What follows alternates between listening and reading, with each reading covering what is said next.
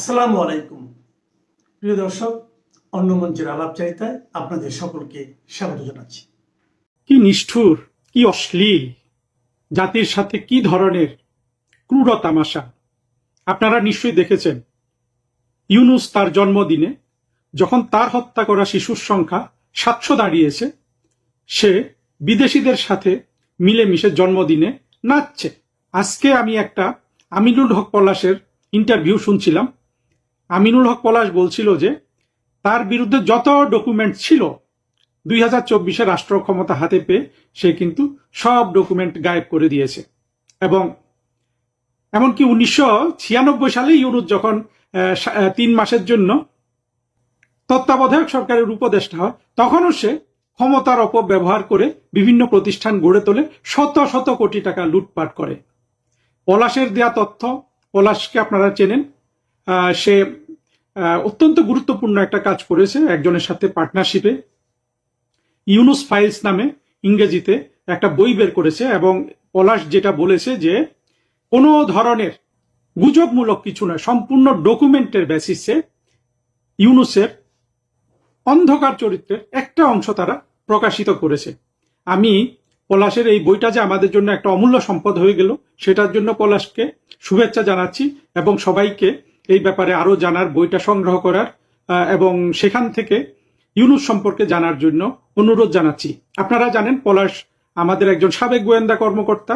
পলাশ এবং তার স্ত্রী এই ইউনূসের সরকারকে লাথি দিয়ে তারা বিদেশে চলে যায়। বর্তমানে তারা প্রধানমন্ত্রী শেখ হাসিনার পক্ষে স্বামী স্ত্রী একটা পুরো পরিবার অ্যাক্টিভিজম করছে, বই লিখছে, সব ধরনের আপনার এই বাংলাদেশের মুক্তিযুদ্ধের সরকারকে প্রতিষ্ঠিত করার জন্য তারা কাজ করছে। তাদেরকে অভিনন্দন। এবং আমি পলাশের বইয়ের অনেক এটা যে আমাদের জন্য অনেক কাজে লাগবে সেটার জন্য আমি পলাশকে ধন্যবাদ জানাই। আর ইউনূস সম্পর্কে পলাশ কিন্তু আমাদের একজন অথরিটি হয়ে গেল, যে ইউনূসের সবকিছু কিন্তু পলাশ জানে, তার একটা অংশ সে তার বইয়ে প্রকাশ করেছে। আমরা যদি ইউনূসের চরিত্রের আরেকটু গভীরে যাই, দেখেন এই লোকটা বাংলাদেশের দারিদ্র্যকে সে বিক্রি করেছে। গ্রামীণ ব্যাংকের প্রতিষ্ঠাতা না হয়েও প্রতিষ্ঠাতা হিসাবে সে পৃথিবীকে নিজেকে ছড়িয়েছে। আমরা পৃথিবীর সামনে একটা দৃষ্টান্ত স্থাপন করব যে ইউনূস নামক সন্ত্রাসীরা কিভাবে পশ্চিমাদের সাহায্যে, পশ্চিমাদের উৎসাহে, পশ্চিমাদের পৃষ্ঠপোষকতায় নারকীয়তা চালাতে পারে, কি ধরনের ভয়াবহ দানবিকতা চালাতে পারে, সেগুলো আমরা বাংলাদেশকে যেমন দেখাবো, তেমনি আমরা মানবিক পথে, ন্যায় বিচারের পথে ইউনূস তোমার আমরা কিন্তু বিচার করব। সেখান থেকে তুমি মরে গেলেও উদ্ধার পাবে না, জীবিত থাকলেও উদ্ধার পাবে না, পালিয়ে গেলেও উদ্ধার পাবে না, বাংলাদেশে থাকলেও উদ্ধার পাবে না। কি নিষ্ঠুর, কি অশ্লীল, জাতির সাথে কি ধরনের ক্রূর তামাশা। আপনারা নিশ্চয়ই দেখেছেন ইউনূস তার জন্মদিনে যখন তার হত্যা করা শিশুর সংখ্যা 700 দাঁড়িয়েছে, সে বিদেশিদের সাথে মিলেমিশে জন্মদিনে নাচছে। সেখানে বাংলাদেশের তেমন কোনো মানুষ নাই। তার প্রেমিকা লামিয়া এবং আমি যতদূর চিনতে পেরেছি বাংলাদেশের শীর্ষ জঙ্গি মাহমুদুর রহমান এবং 24-এর চরমপন্থা উত্থানের নায়ক নাহিদ, এরা আছে। আপনারা চিন্তা করতে পারেন, এক ব্যক্তি একটা দেশ ধ্বংস করে দিল, সেই দেশে বসে সে 86 বছর বয়সে তার জন্মদিনে নাচানাচি করছে। বাংলাদেশে এর চেয়ে হতাশার বিষয়, এর চেয়ে বাংলাদেশের সাথে চরম তামাশার, চরম অপরাধ আর কি হতে পারে? বন্ধুরা, আসুন আমরা একটু ইউনূসের চরিত্রটা ঘুরে আসি।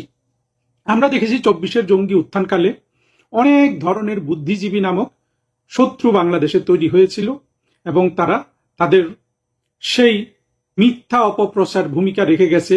ইলিয়াস, পিনাকি, মাহমুদুর রহমান, ফরহাদ মজহার, কার নাম বলবেন?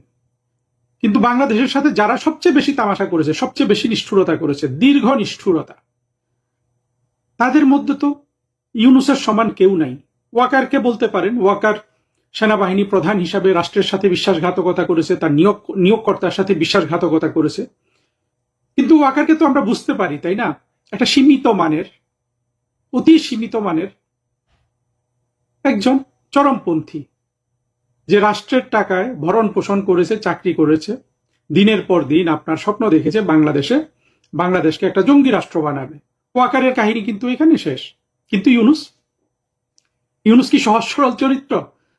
ছোটবেলায় বিদেশে চলে গেছে, সেখানে গিয়ে নানান ধরনের জীবনযাপন করেছে, যেটাকে ইসলামিক চরমপন্থীরা চরম শত্রুতা হিসাবে দেখে। সে নাকি খ্রিস্টানও হয়েছিল, খ্রিস্টান নারী বিয়ে করেছে, সেখানে সন্তান জন্মদান করেছে, সেই সন্তান এখনো অনইসলামিক পদ্ধতিতে জীবনযাপন করে। সারা জীবন আপনার সমকামীদের এবং বিভিন্ন তৃতীয় লিঙ্গের মানুষদের অধিকারের কথা বলেছে। স্বাভাবিকভাবে তার থেকে শিল্প সাহিত্য আশা করা যায়, অন্তত শিল্প সাহিত্যের পৃষ্ঠপোষক হবে এমন ব্যক্তি।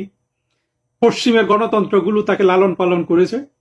সেই ব্যক্তি 2024-এ এসে শুধু বাংলাদেশের এই যে জন্ম হয়েছিল 1971 সালে মুক্তিযুদ্ধ করে, তার প্রতিশোধ নেওয়ার জন্য চরমপন্থীদের সাথে হাত মিলিয়ে, মার্কিনীদের সাথে হাত মিলিয়ে সে বাংলাদেশের রাষ্ট্র ক্ষমতা দখল করেছে। বাংলাদেশের রাষ্ট্র ক্ষমতা দখল করার সাথে সাথে সে তার সব অপরাধ মাফ করে দিয়েছে নিজেকে।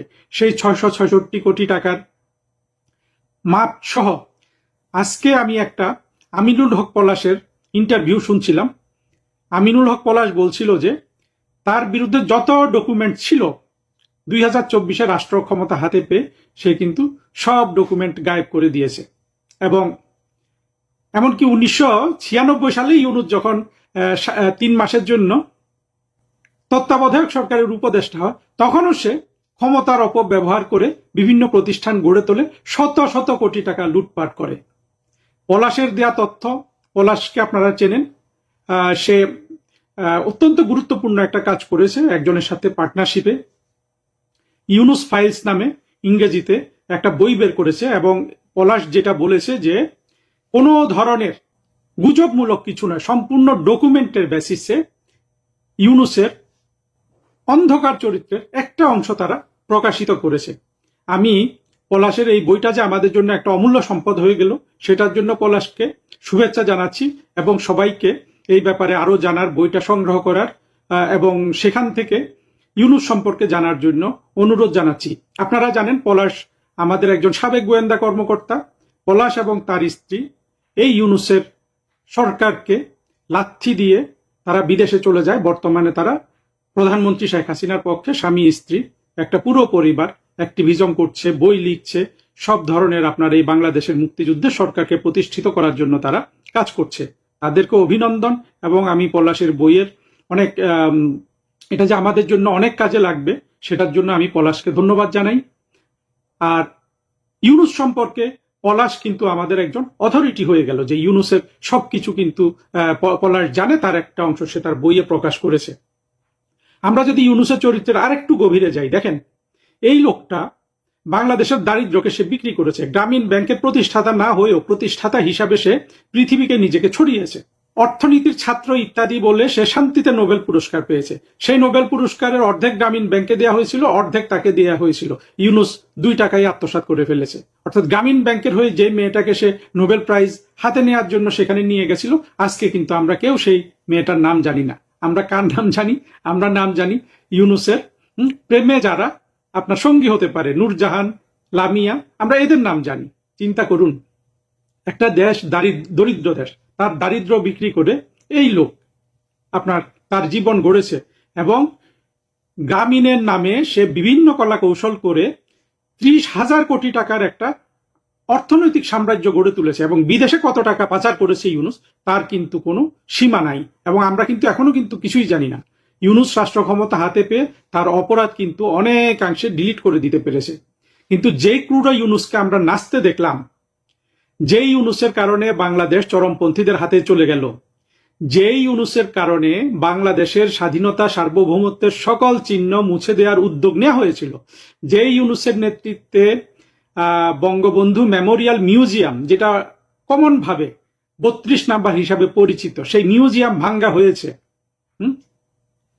আপনার বারবার দফায় দফায়, যেই ইউনুসের অবহেলার কারণে অর্থ চুরির জন্য টিকা সংগ্রহের ব্যাপারটাকে জটিল করার জন্য বাংলাদেশে ইতিমধ্যে 700 শিশু হামে মারা গেল, যেই ইউনুসের আমলে রাস্তায় মানুষ পিটিয়ে মারা হয়েছে, আওয়ামী লীগের নেতাকর্মীদের পিটিয়ে মারা হয়েছে, তাদের ঘর বাড়িতে আগুন দেওয়া হয়েছে, তাদের বাড়িঘর ছাড়া করা হয়েছে, বাংলাদেশের সংখ্যালঘু সম্প্রদায়ের আপনার উপাসনালয় ভাঙ্গা হয়েছে, তাদেরকে ঘরবাড়ি ছাড়া করা হয়েছে। যেই ইউনূসের সময়, এমনকি আমাদের বর্তমান যে স্বরাষ্ট্রমন্ত্রী আছেন সালাউদ্দিন আহমেদ, তিনি পর্যন্ত সংসদে বলতে শুনলাম, যেই ইউনূসের সময় বাংলাদেশের দুর্নীতি সর্বকালের সব রেকর্ড ছাড়িয়ে গিয়েছিল, যেই ইউনূস সারা পৃথিবীতে পজিটিভ জিনিস বিক্রি করে গরিবের কথা, শিক্ষার কথা, বঞ্চিত মানুষের অধিকারের কথা, তৃতীয় লিঙ্গের অধিকারের কথা বলে সারা পৃথিবীতে আপনার সুনাম করিয়েছে, সেই ইউনূস এই দেশে এই প্রতিটা জিনিস সে আমদানি করেছে। সেই ইউনূসকে কি আমরা সহজে ভুলে যাব? আমাদের মনে থাকবে না ইউনূস কি ক্রূরতার সাথে বলেছিল যে তোমার গ্রামে আওয়ামী লীগ নাই, তুমি ধরতে পারছ? চিন্তা করেন, একটা 85-86 বছরের মানুষ কিভাবে অন্য মানুষকে খুন করার জন্য অন্যদের লেলিয়ে দিচ্ছিল। যে ইউনূস বারবার নাটক করেছে যমুনায়, সন্ত্রাসী হাসনাত আব্দুল্লাহদের নামিয়ে দিয়েছে আওয়ামী লীগের বিরুদ্ধে কথা বলার জন্য। যে ইউনূস আওয়ামী লীগকে নিষিদ্ধ করেছে। যে ইউনূস রিসেট বাটন চেপে দিয়েছিল সেই বিবিসির সাথে সাক্ষাৎকার দিয়ে, সেই ইউনূসকে আমরা ভুলে যাব? আজকে সেই ইউনূস যে নাচছে, আমার তো ধারণা বাংলাদেশের একেবারে 18 কোটি মানুষের গা জ্বালা করছে। এবং এতটাই দুঃখের বিষয় যে সেখানে কিন্তু এক মাহমুদুর রহমান শীর্ষ সন্ত্রাসী ছাড়া আর কেউ যায় নাই, না বিএনপিরও কেউ যায় নাই। কতগুলো বিদেশিকে নিয়ে নাচে, বিদেশিদের নিয়ে নাচা তো ইউনূসের পক্ষে খুবই সহজ। ইউনূস তো বিদেশি প্রোডাক্ট। আমাদের দুর্ভাগ্য, এমন একটা প্রোডাক্ট আমাদের কাঁধে চেপে বসেছিল। বন্ধুরা দেখেন, এই যে ফরহাদ মজহার, সলিমুল্লাহ, পিনাকি, ইলিয়াস, এরা এক একটা এই ধরনের এক একটা অপরাধী, এক একটা রাষ্ট্র ধ্বংসকারী, এক একটা জাতিতে একজন করে হয়তো আপনি 300 বছরে 400 বছরে পাবেন। আমাদের দুর্ভাগ্য, আমরা কিন্তু আমাদের জাতিতে এতগুলো অপরাধীকে একসাথে পেয়েছি। পিনাকি, ইলিয়াস, মাহমুদুর রহমান, ফরহাদ মজহার, সলিমুল্লাহ, কিন্তু সবার উপরে, সবার গডফাদার, সবার উপরে, সবার নেতা হলো ইউনূস। আমরা ইউনূসকে এত সহজে ভুলে যাব? ইউনূস বারবার তার নাচ দেখিয়ে আমাদেরকে শুধু তার অপরাধের কথা মনে করিয়ে দিবে, এবং আমরা বারবার স্মরণ করতে থাকব ইউনূস নামের এই ব্যক্তি। বাংলাদেশে তাকে অনেকে মির্জাফর বলেন, অনেকে গোলাম আজম বলেন। আমরা যদি আমাদের বাঙালি জীবনের ইতিহাসের সবচেয়ে শত্রু ক্যারেক্টারগুলা দেখি, আমরা কাদের পাবো? আমরা ব্রিটিশদের হাতে ক্ষমতা হারানোর কালে মির্জাফরকে পাবো। পরবর্তীতে আমরা আমাদের মুক্তিযুদ্ধে শত্রু হিসাবে গোলাম আজমকে পাবো। পরবর্তীতে জাতির পিতার হত্যাকারী হিসাবে খন্দকার মোশতাক এবং তার যেসব সন্তানরা ছিল, আদর্শিক সন্তান ফারুক রশিদ, এদের পাবো। পরবর্তীতে আমরা 2024 সালে ইউনূস এবং তার বাহিনীকে পাবো। কিন্তু এই যে এতগুলো জাতির শত্রুর নাম নিলাম, আমার দৃষ্টিতে এদের কারো অপরাধ ইউনূসের অপরাধের সমান নয়। ইউনূস এদের কেউ কিন্তু বিদেশে তৈরি করে নাই। গোলাম আজমকে আমরা তৈরি করেছি, আমাদের দেশের ভূমিতে তৈরি হয়েছে। মির্জাফর আমাদের ভূমিতে তৈরি হয়েছিল, খন্দকার মোশতাক এগুলা সব বাংলাদেশের মাটিতে তৈরি হয়েছিল। আর ইউনূস কিন্তু তৈরি হয়েছে পশ্চিমে তৈরি হওয়া মাল আমাদেরকে আকর্ষণ করেছে। আমরা সেই আকর্ষণে প্রতারিত হয়েছি। আর ইউনূসের অপরাধ দেখেন, আরো কত অপরাধ জড়িত, সব তো বলেও শেষ করতে পারছি না। সেই যে পদ্মা সেতু যাতে না হয় তার জন্য বিশ্ব ব্যাংকে সরিয়ে দেয়া, কোন অপরাধ আপনি ইউনূসের অস্বীকার করবেন? কোন অপরাধটা, এবং কোন অপরাধ সে বাংলাদেশের সাথে না করেছে? এই ইউনূস একটু নাচানাচি করে আমাদেরকে দেখিয়ে দিল যে সে আছে। আমরাও কিন্তু সতর্ক আছি, আমরা জাগ্রত আছি। ইউনূস, তোমার বিচার কতটা কঠোর হবে, মানুষ কতটা তোমার উপর ক্ষিপ্ত, সেটা তুমি খুব দ্রুত বুঝতে পারবে। সেই সময় তুমি পাবে কি পাবে না আমি জানি না, তুমি হয়তো পালিয়ে যাবে।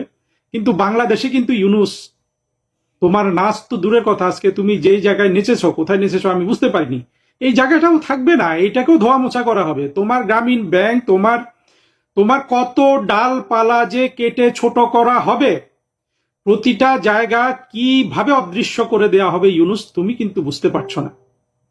তবে আমরা কোনোটা কিন্তু তোমার মতো সন্ত্রাসী লেলিয়ে দিয়ে, মব লেলিয়ে দিয়ে তুমি যেভাবে করেছো সেই ধ্বংসযজ্ঞের পথে আমরা কিন্তু করব না। আমরা শুধু তোমার দেশের প্রতি শত্রুতা, তোমার অপরাধের, তোমার অর্থনৈতিক চুরির এবং রাষ্ট্রের সাথে তুমি যেই বেইমানিগুলো করেছো, রাষ্ট্রকে তুমি যেভাবে ধ্বংস করেছো এবং যতগুলো হত্যাকাণ্ড তোমার আমলে হয়েছে, এমনকি 2024-এর চরমপন্থার উত্থানের সময় যত মৃত্যু হয়েছিল, সন্ত্রাসীরা যত মানুষকে মেরেছে, সবগুলার দায় কিন্তু তোমার কাছ থেকে আমরা নিব। সবগুলার বিচার করে তোমাকে একেবারে সম্পূর্ণ আইনের পথে আমরা তোমাকে বিচার করে শাস্তি দিব। আমরা পৃথিবীর সামনে একটা দৃষ্টান্ত স্থাপন করব যে ইউনুস নামক সন্ত্রাসীরা কিভাবে পশ্চিমাদের সাহায্যে, পশ্চিমাদের উৎসাহে, পশ্চিমাদের পৃষ্ঠপোষকতায় নারকীয়তা চালাতে পারে, কি ধরনের ভয়াবহ দানবিকতা চালাতে পারে, সেগুলো আমরা বাংলাদেশকে যেমন দেখাবো, তেমনি আমরা মানবিক পথে ন্যায় বিচারের পথে ইউনুস তোমার আমরা কিন্তু বিচার করব। সেখান থেকে তুমি মরে গেলেও উদ্ধার পাবে না, জীবিত থাকলেও উদ্ধার পাবে না, পালিয়ে গেলেও উদ্ধার পাবে না, বাংলাদেশে থাকলেও উদ্ধার পাবে না। তুমি কি করবে ইউনুস? তুমি সিদ্ধান্ত নাও। আমাদের সিদ্ধান্ত কিন্তু তোমার ব্যাপারে অনেক আগেই নেওয়া হয়ে গেছে ইউনুস। এই নাচ তোমাকে শুধু এটা সাহায্য করছে আমাদের যে তুমি কি ক্রূর, কি নিষ্ঠুর, কি অশ্লীল, কি অসভ্য ছিলে ইউনুস, কত অসভ্য তুমি ছিলে। তোমার এই নাচ আমাদেরকে কিন্তু সেটা শিখিয়ে দিচ্ছে, সেটা বারবার স্মরণ করিয়ে দিচ্ছে। আসলে আমাদের এর বেশি কিছু বলার নাই। আমি মুখ থামাতে পারছি না। এত বড় বর্বর নরপিশাচ, চিন্তা করেন 700 শিশু যার কারণে খুন হয়ে গেল, সে নাচতে পারে, সে নাচতে পারে। অদ্ভুত ব্যাপার। কোথাও কোনো জায়গায় এই এই এই নরপিশাচের অন্তরে কোথাও কোনো জায়গায়, আমি তো মনে করি গোলাম আজমের অন্তরে মানবিকতা ছিল, অন্তত তার লোকগুলার জন্য, জামাত ইসলামের জন্য তার মানবিকতা ছিল। এই একটা নরপিশাচ ইতিহাসে পাওয়া গেছে। হিটলারের তার মানুষের জন্য প্রেম ছিল, ইউনুসের কারো জন্য প্রেম নাই। চর্ব, চোষ্য, লেজ্জ, পেয়, শুধু এগুলার প্রতি প্রেম। প্রেম শুধু লামিয়ার প্রতি, টাকার প্রতি, এমনকি স্ত্রীর প্রতিও না। যে স্ত্রীকে সে বলেছিল যে শেখ হাসিনা আমাকে জেলে দিলে আমার এই স্ত্রীটাকে খাওয়াবে কে, গোসল কে করাবে, আমার এই স্ত্রীকে কে বিছানায় নিয়ে যাবে, কে ঘুম পাড়াবে, যেই শেখ হাসিনা চলে গেল, স্ত্রীও সবার স্মরণের আড়ালে চলে গেল, দৃশ্যপটে ইউনুস আর লামিয়া আর তাদের কদর্য নৃত্য। আমরা কিন্তু এটা অনেক কষ্টে সহ্য করছি ইউনুস, অনেক কষ্টে। তোমার এই অসভ্যতা, নিষ্ঠুরতা, অশ্লীলতা আমরা অনেক কষ্টে সহ্য করছি। আমাদের কষ্ট যত তুমি বাড়াচ্ছ, তত তোমার বিচার কিন্তু কঠোর হবে ইউনুস। তবে আবারও বলছি, সেটা হবে অবশ্যই ন্যায় বিচারের পথে। তুমি যেই অসভ্যতা, তুমি যেই নিষ্ঠুরতা, তুমি যেই বর্বরতা দেখিয়েছিলে ইউনুস, সেই পথে কিন্তু আমরা তোমাদের বিচার করব না, তোমার এবং তোমার সহযোগীদের। সম্পূর্ণ ন্যায় বিচারের পথে আমরা তোমার বিচার করব। কি বলেছেন এগুলো ইসলামের এই কালেমার, এরা তো আফগানিস্তানের সমর্থিত, যারা এই যে কালেমার পতাকা লাগাচ্ছে, তথাকথিত কালেমার পতাকা। আমি আবারও বলতেছি, এই জন্য তথাকথিত বললাম, এটা একটা ফাত্রামি। কালেমার পতাকা হঠাৎ করে এটা হুজুগ তারা এমনি তোলে নাই।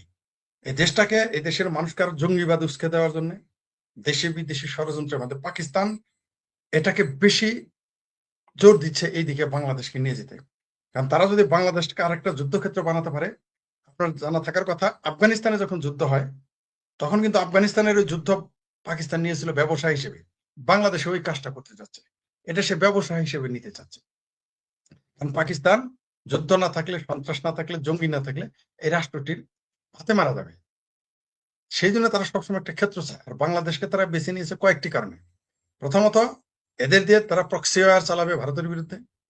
কারণ আমি 7-8 বছর আগে লিখতাম যে এই বাংলাদেশে কিন্তু মাদ্রাসা, ব্যাংকের ছাতার মতো যে মাদ্রাসা হচ্ছে, এটা কিন্তু এমনি করা হচ্ছে না, এর পিছনে কোনো না কোনো রহস্য রয়েছে। মানে ব্যাংকের ছাত্রের মতো হঠাৎ করে প্রাইমারি স্কুলের ছাত্র কম, মাদ্রাসায় বেশি, তো এই মাদ্রাসা ছাত্রদের আপনি কি করবেন?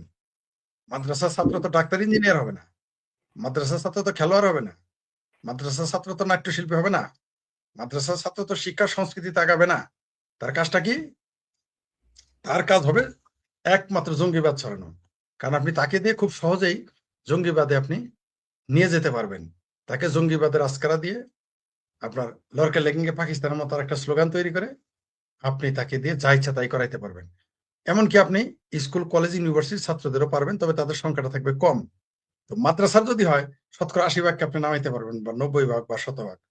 আপনি তো ওইভাবে ঢাকা ইউনিভার্সিটির ছাত্রদের নামাইতে পারবেন না যুদ্ধে। এই জঙ্গিবাদকে এই কালেমার পতাকার অন্তরালে তাদের বহু কিছু লক্ষ্য আছে, কিন্তু এরা জানে না এদের সর্বোচ্চ কি হবে। আফগানিস্তান হইলে সন্তান বিক্রি করে খাইতে হবে। বাংলাদেশে যেমন আগে বলতো না যে তারা হবে তালেবান, বাংলা হবে আফগান, এখন কিন্তু আফগানিরা নিজেদের সন্তানকে বিক্রি করে ভাত খায়, রুটি খায়। তাছাড়া তাদের কপালে জোটে না, চিকিৎসা তো নাই, পড়ালেখা তো নাই। আর পাকিস্তান হচ্ছে পৃথিবীতে ভিখারিস্তান। তো যার এটা দৃষ্টান্ত দেখার পরেও যারা বাংলাদেশকে জঙ্গিবাদের দিকে নিচ্ছে, কারণ এদের তো দেশের প্রতি মায়া নাই, কারণ এই দেশটা হয়েছে এটা তাদের জন্য বেদনার। কারণ তাদের আব্বার দেশ পাকিস্তানকে ভেঙে বাংলাদেশ স্বাধীন হয়েছে, এটা তো তারা মানতে চায় না। যদি কোনোভাবে এই দেশটাকে ধ্বংস করা যায়, নিচে নামানো যায়, তাতেই তাদের তৃপ্তি। তখন বলতে পারবে এই যে দেখো বাংলাদেশ না, বাংলাদেশ স্বাধীন হওয়া ভুল হয়েছে বলতে পারবে তখন। কারণ শেখ হাসিনার আমলে পাকিস্তান সংসদে বলছে হামে বাংলাদেশ বানাতো, হামে বাংলাদেশ বানাতো। এটা কি বাংলাদেশের লিল্লাকর, বাংলাদেশের পেয়ারা পাকিস্তানি জানে যে তাদের আব্বার সংসদে বলেছে হামে বাংলাদেশ বানাতো? সিঙ্গাপুর নেই হামে পেহলে বাংলাদেশ বানাতো। মানে বাংলাদেশ তখন উদাহরণ হয়ে গেছিল পাকিস্তানের সংসদে। আজকে সে বাংলাদেশটাকে পাকিস্তানের মতো ধ্বংসের দিকে নিয়ে যাচ্ছে, এবং এগুলো ইচ্ছা করেই করতেছে যাতে এই দেশটা ধ্বংস হয়। পাশাপাশি তাদের যে কাজ সেটা হলো ভারতের বিরুদ্ধে তারা জিহাদের স্বপ্ন দেখে। ওই যে বললো তারা আমেরিকায় দখল করবে, রাশিয়া দখল করবে, অস্ট্রেলিয়া দখল, কিন্তু এরা জানে না যারা লিল্লাখোর, এরা ভাতে মারা যাবে এই চিন্তাই তারা করতেছে না। চিন্তা করার যোগ্যতাও তাদের নেই। কয়দিন পরে যে মুসলমানদের যে ইউরোপ আমেরিকা থেকে ঘেটি ধরে বের করে দিবে একে একে, তখন বুঝতে পারবে হাউ মেনি পেডিতে হাউ মেনি রাইস। আপনি মধ্যপ্রাচ্য যে ছাড়া আপনি যে একটা কথা বললেন সেনাবাহিনীর ভূমিকাটা নিয়ে, আমরা দেখছি এই মিছিলগুলোকে পুলিশ পাহারা দিয়ে নিয়ে যাচ্ছে। এর কারণে কি সরকার কোনো ব্যবস্থা নিচ্ছে না? না না, পুলিশ পাহারা কার কথায়? পুলিশ কি তারেক রহমানের কথাই চলে? পুলিশ তো ওয়াকারের কথাই চলে। এই মিলিটারির যে আমিরে জামাত, মিলিটারি জামাতে মিলিটারি, আমিরে মিলিটারি, ওয়াকারের কথায় পুলিশ চলে। পুলিশের এখন কোনো ভূমিকা আছে? পুলিশ, বাংলাদেশের পুলিশ বলতে কিছুই নাই, তাদের মেরুদণ্ড ভেঙে দেওয়া হয়েছে। বাংলাদেশের পুলিশ টুলিশ আইন শৃঙ্খলা বাহিনী বলতে কিছুই নাই, এখন তো সেনাবাহিনী সব করে। তাদের আজকারা এটা হচ্ছে। তারেক রহমানেরও কিছু করার নাই এখানে। তারেক রহমান বুঝতেছে না, লন্ডন থাকতে সে জানে না যে এই পতাকার ফলাফল কি হবে। সে তো নির্বোধ না, তো সে তো বুঝতে, কিন্তু তার হাতে নাই তো ক্ষমতা। সে তো মুসলেকা সরকার। ওই যে আপনি দেখলেন তো চীনে গিয়ে সাংবাদিকেরা মুসলেকা দিয়ে আসলো না, সেরকম মুসলেকা সরকার। এর কোনো ক্ষমতা নাই তারেক রহমান, এটা ওয়াকার এগুলো করাইতেছে। এই দেশটাকে জঙ্গিবাদী রাজনীতি করতে পারলে এই দেশে মানুষ মুক্তিযুদ্ধের বিরোধিতা করবে। এই দেশের মানুষকে জঙ্গি মাইন্ড সেট আপ করাইতে পারলে এরা ৭২ সংবিধানের বিরোধিতা করবে। এই দেশের মানুষকে যদি আপনি জঙ্গিবাদ বানাইতে পারেন, তাহলেই তো এই দেশের মানুষ আর জয় বাংলা স্লোগান থাকতে দিবে না, যেটা ঘটতেছে। জয় বাংলা স্লোগানের বিরোধী হবে। কিন্তু বাংলাদেশে জয় বাংলা স্লোগানের পক্ষে, ৭২ সংবিধানের পক্ষে, মুক্তিযুদ্ধের পক্ষে এত মানুষ বেশি যে তখন সংঘর্ষ অনিবার্য হয়ে উঠবে। তো এগুলো তো সেনাবাহিনী ঠেকাইতে পারবে না। পুলিশ, সেনাবাহিনী বাংলাদেশের মুক্তিযুদ্ধের পক্ষের শক্তির সাথে পারবে না। তার জন্য তারা জঙ্গিবাদী পয়দা করে রাখতেছে, যাতে এদের দিয়ে তারা সংঘর্ষ ঘটাইতে পারে, নিজেরা টিকে যাইতে পারে। এগুলো পরিকল্পিতভাবে ঘটাচ্ছে, বাংলাদেশ সেনাবাহিনীর জন্য দেয়। এই বাংলাদেশে জঙ্গিবাদ ছড়াচ্ছে বাংলাদেশের সেনাবাহিনী, কোনো সন্দেহ নেই। এবং এটা আপনারা কিছুদিনের মধ্যেই দেখবেন। আমি সে বলে দিলাম, আমি তো প্রকাশ্যে এটা বলে দিলাম, এখন কিছুদিনের মধ্যেই দেখবেন যে এই জঙ্গিবাদীরা, এই সেনাবাহিনী যে জড়িত, এটা বিভিন্ন দেশের মিডিয়াতে চলে আসবে। অচিরেই বাংলাদেশের সেনাবাহিনী, মিলিটারি, বাংলাদেশের মিলিটারি বিদেশে নিষিদ্ধ হয়ে যাবে, করবে। বাংলাদেশে শিবিরের মানবাধিকার নিয়ে কথা বলার লোক আছে, ছিল, আমরা দেখেছি, কিন্তু ছাত্রলীগের পক্ষে কথা বলার মানুষকে এখনো খুঁজে পাওয়া যাচ্ছে না এই বাংলাদেশে। বড় দুর্ভাগ্য আমাদের জন্য। আমি নিজে ছাত্রলীগের, সরি, আপনার ছাত্র শিবিরের ক্রস ফায়ারের বিরোধিতা করেছি, কিন্তু আজকে যেভাবে ছাত্রলীগ মারা হচ্ছে, তারা কথা বলতেছে না। আমরা চরমভাবে ইসলামী, তথাকথিত ইসলামী ছাত্র শিবির আমরা নিষিদ্ধ চাই, তাদের রাজনীতির পক্ষে আমরা না। আমরা নিষিদ্ধ চাই, নিষিদ্ধ করবই, জামাত নিষিদ্ধ করবই, কিন্তু আমরা তো তাদের ক্রস ফায়ারের পক্ষে ছিলাম না, থাকিনি। কিন্তু এরা দেখেন, এরা কিন্তু ছাত্রলীগকে ক্ষমা করতেছেন, এরা কিন্তু যুবলীগকে ক্ষমা করতেছেন, এরা কিন্তু আমাদেরকে ক্ষমা করতেছেন, এরা কিন্তু আমাদের পরিবারকে ক্ষমা করতেছেন, এরা কিন্তু আমাদের মা, বোন, খালা, ভাগ্নি, ভাতিজি, কন্যা, কাউকে ক্ষমা করতেছে না। আমরা শত্রুদের ছাড় দেই, কিন্তু শত্রুরা কিন্তু আমাদের ছাড় দেয় না। এটা আমাদের মনে রাখতে হবে। ওই যে কিছু সাংবাদিক কিছু কথা প্রতিষ্ঠিত করতেছে, বাংলাদেশের কিছু চিঙ্কুবাম আর কিছু জামাতপন্থী সাংবাদিক এটা প্রতিষ্ঠিত করতে চাচ্ছে। যেটা নাকি গুজব, লাশগুলো তাদের কাছে গুজব, কিন্তু তারা কিন্তু গুজব ছড়িয়ে 24-এর 5ই আগস্ট একটি সরকারের পতন ঘটিয়েছে। আর আমরা সত্য কথাগুলো সামনে তুলে তুলে ধরতে পারতেছি না। কারণ কি জানেন? ধরলেও কাজ হচ্ছে না। আমরাও কিন্তু কম বলতেছি না। কারণ তাদের রয়েছে জাতীয় এবং আন্তর্জাতিক পৃষ্ঠপোষক। কিন্তু আমি শেখ ফরিদ বলে রাখলাম, এই সমস্ত পৃষ্ঠপোষক জাতীয় এবং আন্তর্জাতিক এবং যারাই এর পিছনে থাকুক, এই বাংলাদেশের জনগণের মুখোমুখি তাদের হতে হবে। এদেশের জামাত, শিবির, ভাবির পোলারা, বিএনপি, হেফাজত, চামড়া নাই পীর, চামড়া আলা পীর যারাই থাকুক না কেন, এই বাংলাদেশের মুক্তিযুদ্ধের পক্ষের মানুষের সামনে, আওয়ামী লীগের সামনে, যুবলীগের সামনে, ছাত্রলীগের সামনে তাদের মুখোমুখি হতে হবে। কেউ তাদের রক্ষা করতে পারবে না। ছাত্রলীগ, যুবলীগ, আওয়ামী লীগ মুক্তিযুদ্ধের পক্ষের মানুষ সহাবস্থানে বিশ্বাস করতো। তারা চেয়েছিল যে স্বাধীনতা বিরোধীদের জন্য একটা রাস্তা রেখে একটা এত মানুষ এদের কোথায় পাঠাবে। তারা হয়তো ভেবেছিল একটু ছাড় দেই, এরা যদি মানুষ হয়। না, হবে না। রাজাকার আলবদরের নাতিপুতি কোনোদিনই মানুষ হবে না, হতে পারে না। সেটা বাংলাদেশ হোক আর ভারত হোক। আপনি দেখবেন বাংলাদেশের রাজাকারের নাতিপুতি যে ভাষায় কথা বলে, ভারতের রাজাকারের নাতিপুতি ওই ভাষায় কথা বলে। তারা ওইখানে ভারত বিরোধী, বাংলাদেশেও তারা বাংলাদেশ বিরোধী। পৃথিবীতে দুইটা দেশ, পোড়া কপাইলা দুইটা দেশ, একটা হলো বাংলাদেশ আর একটা হলো ভারত, যেখানে রাজাকার আলবদরদের দেশে রাজনীতি করার অধিকার দিয়েছে, নেতা মন্ত্রী বানিয়েছে। শুধু বাংলাদেশ না, কিন্তু ভারতেও কিন্তু যারা মুসলিম লীগ ছিল, যারা পাকিস্তান বানানোর জন্য জান দিয়েছে, প্রাণ দিয়েছে, মাল দিয়েছে, নিয়েছে জান মাল, তারাও শেষে পাকিস্তানের থেকে গিয়েছে এবং মন্ত্রী হয়েছে কংগ্রেসে। তারা কমিউনিস্টের বড় বড় নেতা হয়েছে, কংগ্রেসে গিয়ে তারা মন্ত্রী হয়েছে। বাংলাদেশেও ঠিক তাই। এই দেশের রাজাকার আলবদরেরা মন্ত্রী হয়েছে, এখনো রাজাকারের সন্তানেরা সংসদে। আর আমাদেরকে ভারতের দালাল বলে প্রতিষ্ঠিত করে এবং বাংলাদেশ আওয়ামী লীগ এ অপপ্রচারের শিকার হল। এই দেশে কিন্তু পাকিস্তানের দালালকে কেউ বলতেছে না আঙ্গুল দিয়ে তুই পাকিস্তানি দালাল, কিন্তু ভারতীয় মুক্তিযুদ্ধের পক্ষে হলে আপনি ভারতের দালাল। এটা আমরা ব্যর্থ হয়েছি। এটা কেউ বলবেন, কেউ বলে আমাকে তরুণ প্রজন্ম বিভ্রান্ত দিচ্ছে। না, তরুণ প্রজন্ম বিভ্রান্ত, এটা মিথ্যা কথা। অনেকে আমাকে বলেছে এটা এরা বিভ্রান্ত। আপনি ওইখানে কেন হন? বিভ্রান্ত শুধু মুক্তিযুদ্ধের বেলাতে এসে বিভ্রান্ত হন, অন্য জায়গায় বিভ্রান্ত হন না কেন? একটা উদাহরণ দিই আপনাকে। আমার আগে সিম্প্যাথি ছিল যারা এই যে এই তথাকথিত জুলাইয়ের আন্দোলনে সরাসরি অংশগ্রহণ করেছে, তাদের কথা বলতেছে। বলেছে এরা কেউ কেউ বিভ্রান্ত হয়েছে। না, উদাহরণটা দেই আপনাকে। শাহরুখ খানের কথা মনে আছে আপনার? বাংলাদেশে এসেছিলেন অফ দ্য রেকর্ডে, যেটা শাহরুখ খান জানতেন না, যেটা টিভিতে দেখানো হবে। শাহরুখ খান সিগারেট খাচ্ছিলেন, টিভিতে এটা দেখানো হয়েছে। তারপরে সেটা প্রচার হওয়ার পরে সাংবাদিকেরা তাকে পাকড়াও করেছে। প্রথমে বলেছে আপনি সিগারেট খেয়েছেন, আপনাকে একজন আদর্শিক লোক, আপনার ছবিটার সাথে তো তরুণেরা ধূমপায়ী হয়ে যাবে। শাহরুখ খান জবাব দিয়েছিলেন, প্রথমত তিনি ক্ষমা চেয়েছিলেন, ভুল স্বীকার করেছেন। তারপরে বলেছেন যে এটা যে রেকর্ড হবে আমি জানতাম না, আমি তো ওইখানে কাজ করতেছি মঞ্চের, ওইটা যে ভিডিও হয়ে যাবে, রেকর্ড করবে সঙ্গে, এটা আমি জানতাম না। প্রথমত তিনি বলেছেন। দ্বিতীয়টা কি বলেছে জানেন? বলছে যে আমি শাহরুখ খান সবচেয়ে ভালো ছাত্র ছিলাম, আমি শাহরুখ খান সবচেয়ে ভালো খেলোয়াড় ছিলাম, আমি শাহরুখ খান সবচেয়ে ভালো অভিনেতা। এগুলো কেউ নিবে না, শুধু সিগারেট খাওয়াটাই তারা নিয়ে নিল। কারণটা কি? প্রশ্নটা কিন্তু মারাত্মক। এই কথাটা আমি মনে রেখেছি। আপনি একটা মানুষের খারাপ দিকটাই শুধু নিলেন, ভালো দিকটা কেন আপনি নেন না? আপনি বিভ্রান্ত ওই জায়গায় হইলেন কেন? কেন মুক্তিযুদ্ধের পক্ষে বিভ্রান্ত হন না? কেন বিভ্রান্ত হয়ে মুক্তিযুদ্ধের পক্ষে আসেন না? তালমে কুস্তা কালাহা। হৃদয়ের ভিতরে দিন শেষে আপনার ভিতরে পাকিস্তান প্রেম জেগে ওঠে। কারণ মুসলমান ভাই ভাই, পাকিস্তান কোনোদিন মুসলমান না, পাকিস্তান কোনোদিন কারো ভাই হইতে পারে না, পাকিস্তান তার নিজেরই ভাই হইতে পারে নাই। বেলুচদের তারা 75 বছর যাবত মারতেছে। তাদের তথাকথিত আজাদ কাশ্মীর, এটাকে পিওকে, পাকিস্তান অকুপাইড কাশ্মীর, সেখানে তারা খাদ্য রিলিফ বন্ধ করে দিয়েছে। কত বড় হারামি নিজের দেশের জনগণের, তাদের দাবি এটা তাদের দেশ, সেখানে খাদ্য বন্ধ করে, রপ্তানি বন্ধ, বিদ্যুৎ বন্ধ করে দিয়েছে। কত বড় হারামি এরা। যে আফগানিস্তান সারা জীবন বলে আসলো আফগানিস্তান তার ভাই, কালেমা গো মুসলমান, সে আফগানিস্তানে তারা হামলা করে নাই?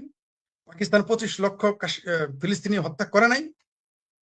পাকিস্তান কখনো মুসলমানের ভাই হইতে পারে না, মানবতার ভাই তো কোনোদিনই সে কিছু হইতে পারে না।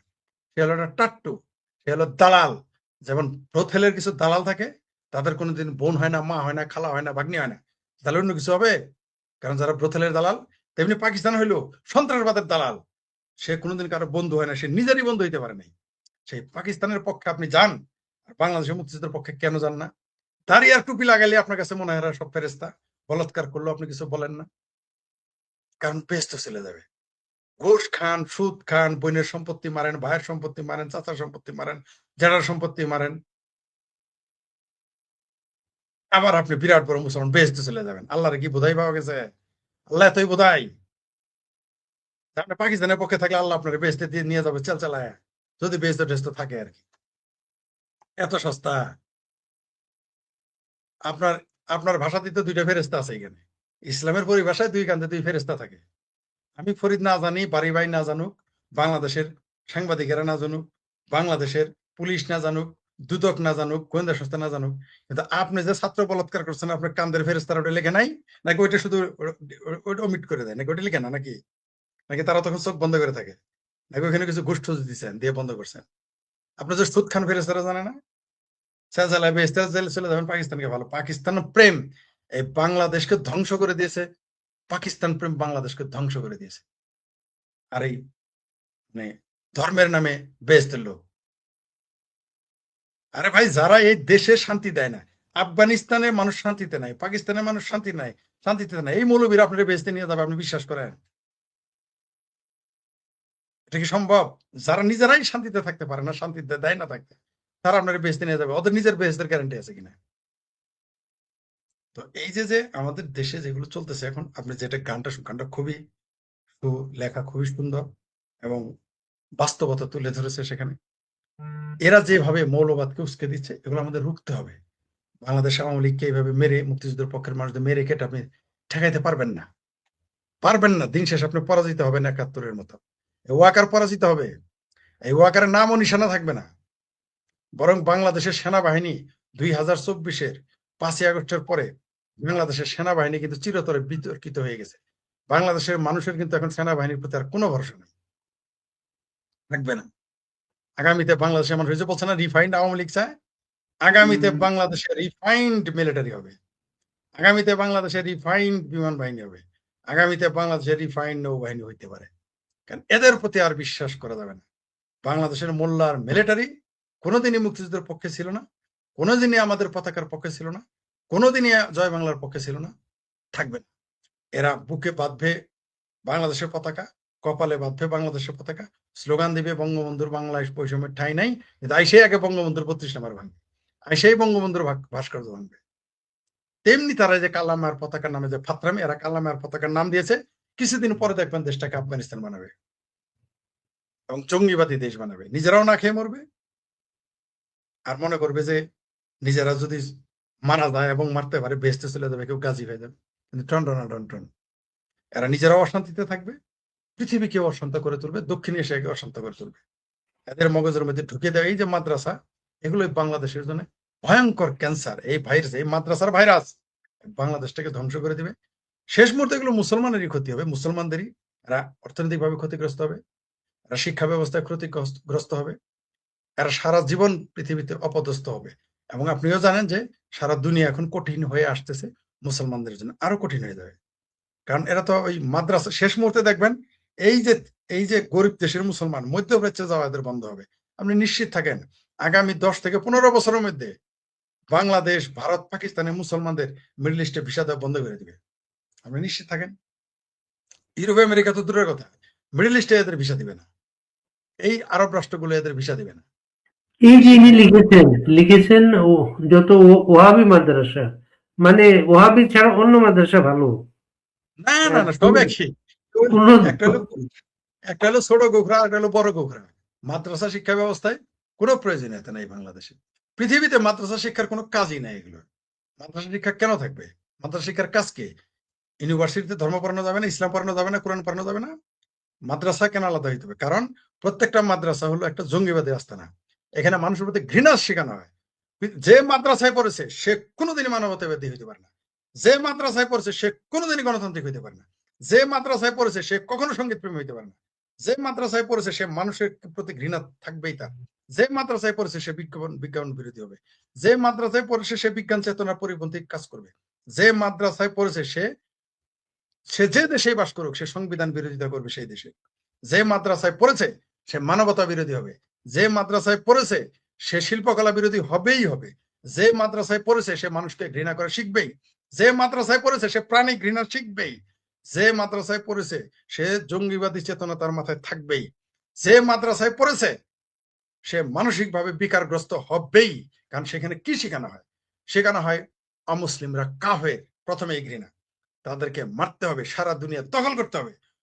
আপনি মাদ্রাসায় পড়লে কোনোদিনই আপনি অসাম্প্রদায়িক চেতনার হতে পারবেন না, আপনি প্রশ্নই আসে না। সে মানুষ চরম সাম্প্রদায়িক হবেই, হতে হবেই সে, কারণ তার শিক্ষাটাই তাই। তাকে শেখানো হয়েছে যত মুসলমান আছে এদের মেরে ফেলতে হবে, এদের শেখানো হয়েছে বিজ্ঞান মানা যাবে না, পৃথিবী গোলাকানা, পৃথিবী ফ্ল্যাট, এদের অদ্ভুত অদ্ভুত কিছু শিক্ষা দিবে, এদের বুঝাবে এরাই পৃথিবীতে সুপিরিয়র, এরা পৃথিবীর সবার সমালোচনা করবে, তার সমালোচনা করলে আপনাকে তাকে মেরে ফেলবে। এখানে হত্যা শিখায়, সন্ত্রাস শিখায়। পৃথিবীর কোন কোন শিক্ষা প্রতিষ্ঠান আছে যেখানে মানুষকে ঘৃণা করা শিখায়? মাদ্রাসা ছাড়া একটা দেখে না, একটা পাবে না। মাদ্রাসা সারা পৃথিবীর জন্য ক্যান্সার, খোদ মুসলমানের জন্য মাদ্রাসা একটা ক্যান্সার। জি, ধন্যবাদ। কিন্তু আমাদের কোন রাজনৈতিক দল কি এটা করবে? কোনোদিনও করবে না। জি, আমাদের কোন রাজনৈতিক দল এই মাদ্রাসাটি হাত দিবে? কোন দিবে দল না। কোনোদিন? তাহলে এরকম 5ই আগস্ট একটা করে ঘটতে থাকবে, তখন ওই 16 বছর পরে না, প্রতি বছর বছর 5ই আগস্ট ঘটবে, যে দলই থাকবে। বিএনপি অলরেডি বলে ফেলেছে তারা যে গণতন্ত্র হারাম বলে দিয়েছে। গণতন্ত্র হারাম বলে ওই লোককে আপনি কেন ভোটে দাঁড়াইতে দেন? খেলাফত মজলিস, এটা তো দল ব্যান করে দিতে হবে, তার নামই খেলাফত, যে গণতন্ত্র মানে না। আপনি দলটা কিভাবে রাখলেন? হয় না তো এইভাবে। যারা এগুলো প্রতিবাদ করবেন, আজকে হয়তো আমার কথাটা তিতা লাগতে পারে, এরা ভুক্তভোগী হবে। আজকে এরা মনে করছে আওয়ামী লীগকে উচ্ছেদ করছে, বিএনপি কে কিছু করবে না। বিএনপিও কয়েকদিন পরে দেখেন আর কি পরিণতি হয় আপনি দেখতে পারবেন। বিএনপির এই মৌলবাদীরাদের কি করে। এই যে আমি বলেছি তো, আমি তারেক রহমান দেশে আসার আগেই বলেছি, বেনজির ভুট্টোর যা ঘটেছে তারেক রহমানের কপালে সেটা ঘটবে, এবং তারেক রহমানকে জঙ্গিবাদীরা মেরে ফেলে বলবে এটা ভারত করছে, ইসরায়েল করছে বলবে এই বাংলাদেশ। দেখবেন, কারণ যে ফ্রাঙ্কেস্টাইন আপনি বানাবেন সেই ফ্রাঙ্কেস্টাইন হয় আপনাকে খাবে, নইলে সেই ফ্রাঙ্কেস্টাইনকে আপনাকে থামাতে হবে। মাঝখানে তো জায়গা নেই। জামাত এবং জঙ্গিবাদ এমন, এই যে বলেন মাদ্রাসা কেউ ঠেকাবেন, ফলাফল ভুগবে। আপনি দেখেন তো শাবানা মাদ্রাসার জন্য টাকা দেয়, তার পোলা একই থাকে, তার সন্তান থাকে আমেরিকা। গোলাম আজমের পোলা মাদ্রাসায় পড়ছে নাকি? বলেন, গোলাম আজমের পোলা কি জেনারেল হয়েছে মাদ্রাসায় পড়ে? নিজামের পোলা কি মাদ্রাসায় পড়ে ব্যারিস্টার হয়েছে? এই দেশে, এই দেশে কোন এমপির পোলা মাদ্রাসায় পড়ে? কোন ডাক্তারের পোলা মাদ্রাসায় পড়ে?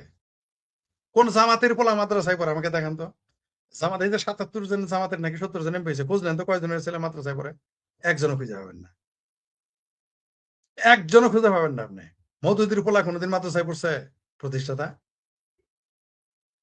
জেনারেল ওয়াকারের পোলা মাদ্রাসায় পড়ে? বিমান বাহিনীর প্রধান সন্তান মাদ্রাসায় পড়ে? জামাতের আমিরের পোলাপান মাদ্রাসায় পড়ে? পড়ে না। কারা পড়ে আপনি দেখেন। এখানেই তো দুধ কা দুধ, পানি কা পানি হয়ে যায়। ভুক্তভোগী হবে যারা এই মাদ্রাসা যদি বন্ধ না করে। মাদ্রাসা হলো মুসলমানদের জন্য ক্যান্সার, সারা পৃথিবীর জন্য ক্যান্সার মাদ্রাসা। এবং এটা এমন একটা ক্যান্সার যে ক্যান্সারের কোনো ওষুধ নেই, আপনি মারা যাবেন, ধ্বংস হবেন। আপনি দেখেন তো যেখানে মাদ্রাসা সেই দেশের অবস্থা কি? পাকিস্তানের অবস্থা কি? আফগানিস্তানের অবস্থা কি? বাংলাদেশের অবস্থা কি? ভারতের অবস্থাই দেখেন না, ধ্বংস হয়ে যাবে। এই ভারত পিছিয়ে আছে 500 বছর শুধু মাদ্রাসার কারণে। ভারতে যদি মাদ্রাসা গুলো না থাকতো, ভারত আজকে সাথে আরো 50 বছর আগে যাইতো। এই মাদ্রাসা ভারতকে ধ্বংস করে দিবে। মাদ্রাসা সারা পৃথিবীর জন্য ক্যান্সার, শুধু মুসলমানের জন্য না, সারা পৃথিবী মুসলমানের জন্য ক্যান্সার।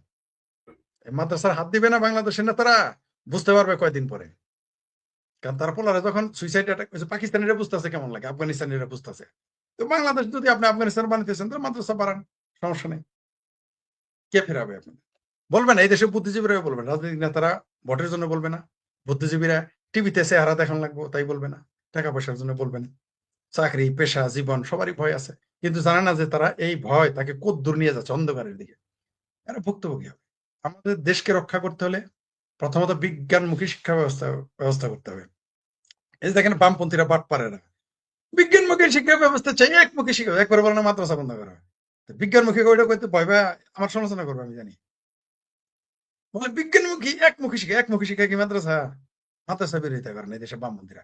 ভারতের বামপন্থীরা চায় মাদ্রাসা থাকুক, এই বাটপার গুলো বামপন্থীরা। ব্যাপার, শাহজালালের বাড়ি হলো ইয়েমেন, তার নামে বাংলাদেশ বিমানবন্দর। অদ্ভুত ব্যাপার। আমি কিন্তু এই নামের পক্ষে না। শাহজালাল ইয়েমেনি নামে বাংলাদেশে কেন বিমানবন্দর হবে? তার অবদান কি বাংলাদেশের জন্য? বাংলাদেশে আর মানুষ নাই, কিন্তু আওয়ামী লীগ ভয় পাইছে যে জিয়া বিমানবন্দর বদলাইলাম কর্মী টোলার বদলে, এখন যে শাহজালাল না দেব বদলে ফেলবে। আস্থার অভাব। ওটার নাম বঙ্গবন্ধু আর বিমানবন্দর দিলে কি হইতো? শেখ মুজিব বিমানবন্দর দিলে কি হইতো? বা একটা বিমানবন্দর আপনি বানাইতেন, কি হইতো?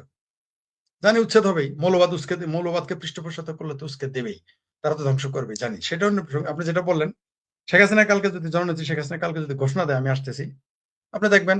তবে একটা আমার কাছে কেন যেন মনে হয়, যেদিন দীনেশ ত্রিবেদী সাহেব আসলেন বাই রোডে, আমার কেন যেন মনে হচ্ছে, প্রথমে আমার মনে হয়েছিল তিনি বিমানে আসবেন শেখ হাসিনা। ওই ঘটনার পরে আমার মনে হইতেছে শেখ হাসিনা বাই রোডে আসবেন বাংলাদেশে। আমার কেন যেন মনে হইতেছে, হতে পারে আমার অনুমান ভুল। আমি বলেছিলাম যে জননেত্রী শেখ হাসিনা যখন বাংলাদেশের বিমানবন্দরে এসে পৌঁছবেন, তাকে নিয়ে যেতে হবে টঙ্গী ইজতেমা ময়দানে, কারণ জনগণ তাকে দেখার জন্য অপেক্ষা করবে। আমি বলেছিলাম লক্ষ লক্ষ মানুষ হবে, 3 দিন তাকে দেখার জন্য থাকবে, নিয়ে যেতে পারবেন না, এত মানুষ হবে। এখন আমার কেন যেন মনে হয় তিনি বাই রোডে আসবেন এবং কোটি কোটি মানুষ তাকে স্বাগত জানাবে। আমার বিশ্বাস, আমার ধারণা। ঘোষণা দেখ না কালকে, ডিসেম্বর তো অনেক দূরে, কালকেই ঘোষণা দেখ। আপনি জানেন আওয়ামী লীগের সাধারণ নেতারা নামবে কিনা জানি না, জননেত্রী শেখ হাসিনা ঘোষণা দিলেন, নেতারা নামবে কিনা জানি না, আমার সন্দেহ আছে। তার যে এমপি মন্ত্রী ছিলেন তাদের 4 ভাগের 1 ভাগ নামতে পারে, আরগুলো আসবে না ভয়, আমি জানি। শেখ হাসিনা জননেত্রী শেখ হাসিনা যেদিন ঘোষণা দেবেন যে আমি বাংলাদেশে ঢুকতেছি এত তারিখ, আমি নিশ্চিত এই যে সমস্ত বড় বড় নেতা, এমপি মন্ত্রী বা আরো বড় বড় যারা নেতা, মেয়র, চেয়ারম্যান, উপদেষ্টা, এগুলো যারা এই কোয়ালিটির যারা, তারা 4 ভাগের 1 ভাগও থাকবে না। কিন্তু সাধারণ কর্মী আওয়ামী লীগের একটাও ঘরে থাকবে না, বউ পোলাপান আন্ডা বাচ্চা নিয়ে মাঠে নেমে যাবে, আমি বলে দিলাম আপনাকে। আমার আজকে আপনি একটা কথা তুললেন, যেটা ওই শাহজালাল বিষয়টা। শাহজালাল এখন কিন্তু গভর্নমেন্ট শাহজালালের মাজারের ব্যবস্থাপনার কমিটি করেছে। ওই মাজারের টাকা পয়সা নিয়ে এটা ইয়ে সিলগালা করার একটা ডিসি বদল হয়েছে সেখানে। এরপরে মন্ত্রী গিয়ে একটা কমিটি করেছেন। শাহজালালকে কি ইয়ে করে ওই মাজারকে মেলাইন করে পরে কি বিমানবন্দরে হাত দিতে পারে? শাহজালাল বিমানবন্দরের নাম পরিবর্তন করে ফেলবে বিএনপি যদি ক্ষমতায় থাকতে পারে। ঠিক আছে, আমিও চাই এটা পরিবর্তন হোক, এমন আমিও চাই আওয়ামী লীগ এটা পরিবর্তন করুক, বিএনপি করুক। এর নামের দরকার কি শাহজালালের নামে? কিন্তু শাহজালালের যে অর্থনৈতিক কমিটির কথা বললেন, সেখানে শাহজালালের যে মাজারের যে নিয়ন্ত্রণ নিতেছে জামাতিরা, এটার আমি বিরোধিতা করি। কারণ শাহজালাল পীর, শাহজালাল ইয়েমেনির যে মাজার, সেটা নিয়ন্ত্রণ করবে মাজারপন্থীরা, জামাতেরা এখানে, ওয়াহাবিরা আর জামাতিরা ওইখানে গেছে। কারণ তারা তো জানে যে জামাত কুফরি। এই যে বলে না মুসলমান ভাই ভাই, তারা তো মনে করে যারা মাজারে যায় তারা কাফের। তারা আস্তে আস্তে মাজার দখলে নিবে। এরা শুধু এরা শুধু গণতন্ত্র বিরোধী না, মাজার বিরোধী। বাংলাদেশে কোনো মাজারই থাকবে না জামাতের এখন। এই দেখেন তো 200-র উপরে মাজারে হামলা হয়েছে, শাহজালালের মাজারও তারা ধ্বংস করে দিবে। মিরপুর মাজারে কি হয়েছে আপনারা জানেন। মাজার সঠিক না বেঠিক সেই প্রশ্ন আলাদা, কিন্তু তারা তাদের মতের, জামাত, হেফাজত, ওহাবিরা, আপনি দেখেন না রাজ্জাক বিন ইউসুফের মতো একটা একটা অসভ্য ইতর জানোয়ার, রাজ্জাক বিন ইউসুফের মতো একটা নারী বিদ্বেষী চরম গণতন্ত্র বিরোধী, দেশের স্বাধীনতা বিরোধী রাজ্জাক বিন ইউসুফের তারেক রহমান দাওয়াত করে, আপনি দেখেন না। তার মানে ওই দিনই তো বুঝতে পারছি যে এই দেশে ওহাবিজম প্রতিষ্ঠিত হচ্ছে। এরাই কিন্তু তারেক রহমানকে উচ্ছেদ করে দিবে। শাহজালাল মাজার তারা এই জন্য ধরেছে। ওইখানে কি আয় রোজগার নিয়ে আসবে? ইসলামী ব্যাংকে কেন যায় না? ইসলামী ব্যাংক নিয়ে জামাত ব্যবসা করে ওইখানে কেউ যায় না কেন? ইবনে সিনাই কেন যায় না? এক আর দিনের শিশু হত্যার নিয়ে কত কিছু ঘটে গেল বাংলাদেশে, সেখানে কেউ ঢুকতে পারে না। জামাতের বেলায় কেউ তো যেতে পারে না। মাজারের বেলায় কেন কিছু? ওরা জানে এগুলো উচ্ছেদ করবে। কারণ জামাতিরা ওরা ছাড়া নিজেদের কাউকে, আপনি মনে করেন না যে শুধু জামাতিরা আওয়ামী লীগকে মুসলমান মনে করে, তা না, বিএনপিরও অমুসলমান মনে করে। কয়েকদিন পরে তারা ঘোষণা দিবে বিএনপির অমুসলমান। ঠিক তারা যেমন সারা জীবন মসজিদ, মাদ্রাসায়, ওয়াজে কখনো প্রকাশ্যে কখনো গোপনে প্রচার চালাইছে না যে আওয়ামী লীগ হলো হিন্দুর দল, আওয়ামী লীগ যারা করে হিন্দু, কয়েকদিন পরে বিএনপির বিরুদ্ধে প্রচারণা চালাবে, অলরেডি শুরু করে দিয়েছে তারা। এই কালেমার পতাকার ফাত্রামি তার একটা অংশ, বিএনপিকে উচ্ছেদ করার একটা পরিকল্পনা, এটা তারা করতেছে এবং করবে। শাহজালালের মাজার নিয়ে তারা ষড়যন্ত্র করতেছে, এই দেশে মাজার রাখতে দিবে না। কিন্তু ভারতে যদি আবার কোনো মাজার নিয়ে এরকম করে, তখন আবার এরা মিছিল করবে, এই বাটপাড়ারা, বাংলাদেশের ওয়াহাবিলা মাযহাবিরা। তবে বাংলাদেশের সংঘর্ষ অনিবার্য। জননেত্রী শেখ হাসিনা ডিসেম্বর মাসে আসার ঘোষণা দিয়েছেন, আমি এটা স্বাগত জানাই। বাংলাদেশের মানুষও প্রস্তুত তাকে স্বাগত স্বাগত জানানোর জন্য। বাংলাদেশের মানুষ আবার মুখোমুখি হবে ৭১-এর মতো। জননেত্রী শেখ হাসিনা যেদিন ডাক দিবেন সেই দিন তারা ঝাঁপিয়ে পড়বে। বাংলাদেশে নেতারা আসবে কিনা জানি না, তৃণমূল কর্মী একটাও ঘরে থাকবে না, সব নেমে যাবে, বউ বাচ্চা আন্ডা বাচ্চা সব নামবে। এইবার কত নারী যে নামবে, আপনার নারী নারী আমি বলে দিলাম। বিপ্লব কাহাকে বলে এবার দেখবে, যে বলছে না এই পাটপার গুলো বলে না জুলাই নাকি তাদের বিপ্লব, বিপ্লব কাহাকে বলে? যেদিন শেখ হাসিনা বাংলাদেশে ঢুকবে সেদিন দেখা যায় বিপ্লব কাহাকে বলে। দেখবেন কত নারীরা, নির্যাতিত নিপীড়িত নারীরা মাঠে নামে, দেখতে পারবেন, কল্পনাই করতে পারবেন না। এবার কত বাংলাদেশ আওয়ামী লীগের নেতারা ব্যানার ধরার সামনে থাকার সুযোগই পাবে না, কর্মীরা আগে থাকবে। এইবার বাংলাদেশ সব চেঞ্জ হয়ে যাবে। শুধু ডিসেম্বরও বলেছে যেদিন তিনি ডিক্লেয়ার দেবেন আসছে, দেখবেন বাংলাদেশ পুরোটাই রেভলিউশন হয়ে যাবে। জি ধন্যবাদ। আপনাকে একজন প্রশ্ন করেছেন, বাংলাদেশে যখন সংখ্যালঘুদের অত্যাচার হয় তখন অরুন্ধতী রায়ের মতো বুদ্ধিজীবীরা চুপ থাকে কেন? অরুন্ধতী রায় তো বুদ্ধিজীবী না ভাই, অরুন্ধতী রায় হলো চিঙ্কুবাম। অরুন্ধতী রাতে তার অরিজিনাল নাম হলো সাজানা অরুন্ধতী রায়। সে খ্রিস্টান পরিবারের, খ্রিস্টান হিন্দুর ক্রস, খ্রিস্টান এবং তার মা হলো হিন্দু, বাপ হলো খ্রিস্টান, ক্রস সে। এই অরুন্ধতী রায় হলো চিঙ্কুবাম। চিঙ্কুবামের কাজ কি? ইসলামী জঙ্গিবাদকে আস্কারা দেওয়া। সে তো সংখ্যালঘু হিন্দুদের পক্ষে নিবে না, সে সবসময় মুসলিম মৌলবাদের পক্ষ নেবে। অরুন্ধতী রায়, অরুন্ধতী রায় পৃথিবীর যে দেশেই থাকুক, এই এদের যে পার্টি, এই শহীদুল হক, এই চিঙ্কুবাম শহীদুল, এরা তাদের গ্যাং। এই যে বাংলাদেশের চিঙ্কুবাম তারই গ্যাং। এরা সবসময় মুসলিম মৌলবাদ, ইসলামী জঙ্গিবাদের সাপোর্টার। এরা লাদেনকে মনে করে বিপ্লবী। ইমরান খান যেমন সংসদে বলছে সে শহীদ, এরা লাদেনকে মনে করে বিপ্লবী। খোদ ভারতকে টুকরা করতে চায়। বাংলাদেশের কথা বাদ দেন, ভারতেও যদি হিন্দুর কিছু হয় তারা বলবে যে হিন্দুদের কেন মানে না। তারা ভারতের কাশ্মীরের জঙ্গিদের পক্ষে, তারা বাংলাদেশের জঙ্গিদের পক্ষে, আফগানিস্তানের জঙ্গিদের পক্ষে, ইরানের জঙ্গিদের পক্ষে, ইরাকের জঙ্গিদের, এরা পাকিস্তানের বন্ধী। এরা কেন সংখ্যালঘুর পক্ষ নেবে?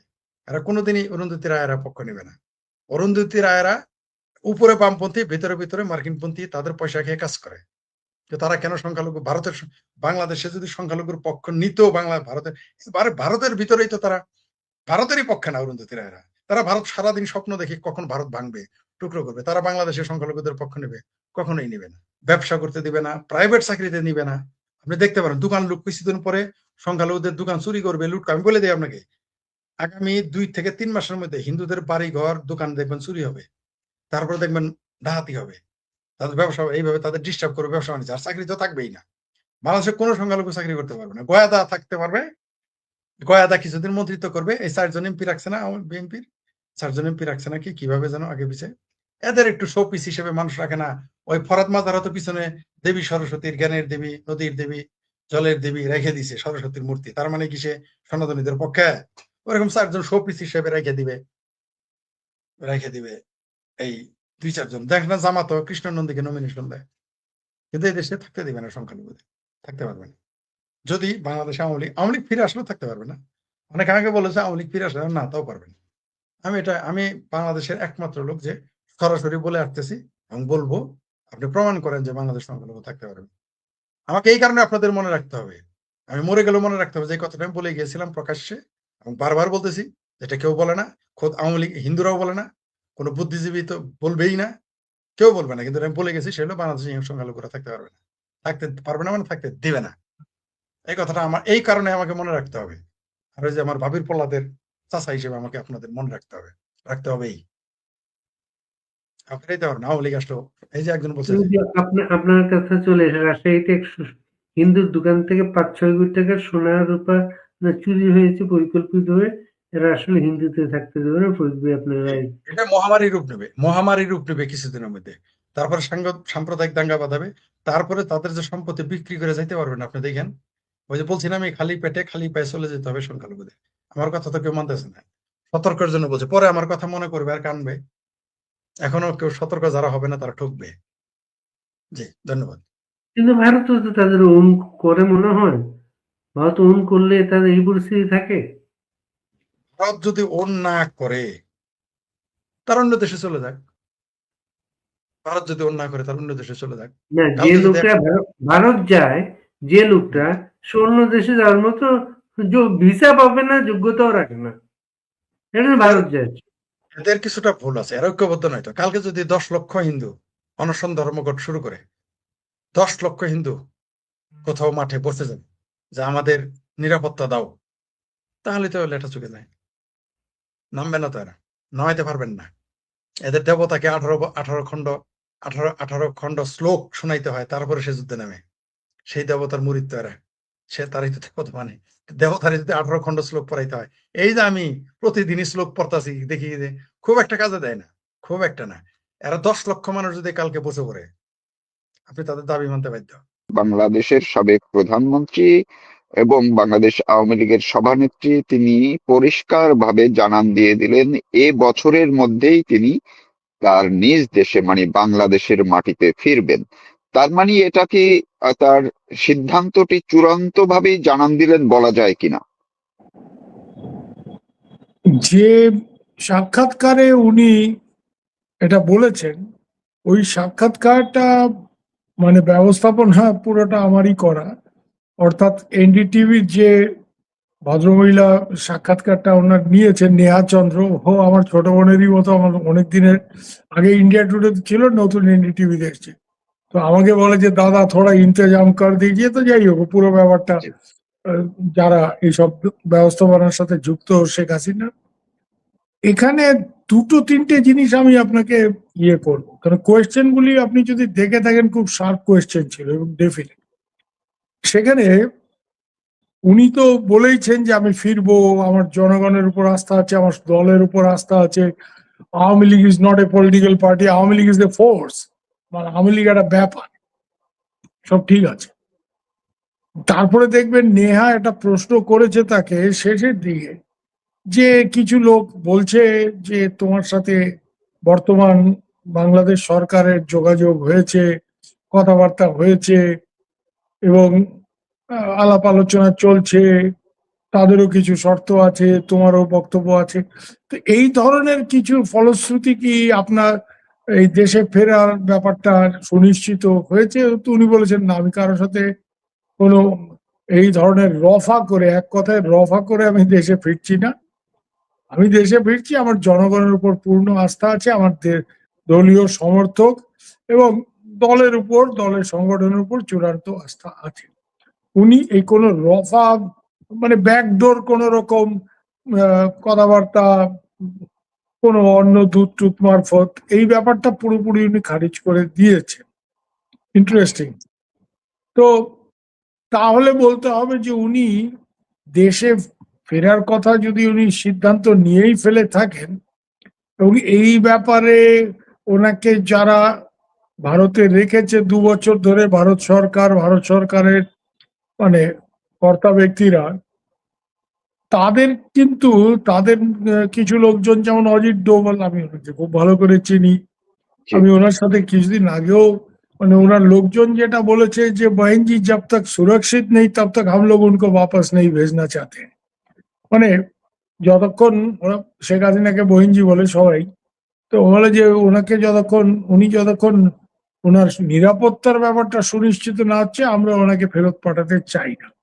এবং জয়শঙ্কর আপনি দেখেছেন বলেই দিয়েছিল, she will stay here as long as she wants to.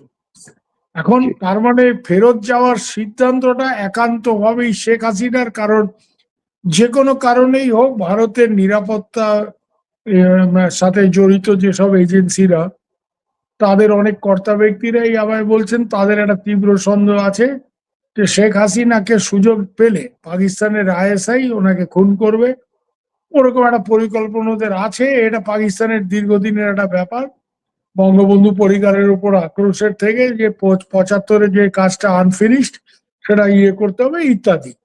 এবং এটা হয়তো ওই অগাস্ট মাসেও 2024-এর পরিকল্পনা ছিল, সুবিধা হয়নি কারণ ওনাকে বার করে আনতে লোকজন সক্ষম হয়েছিল।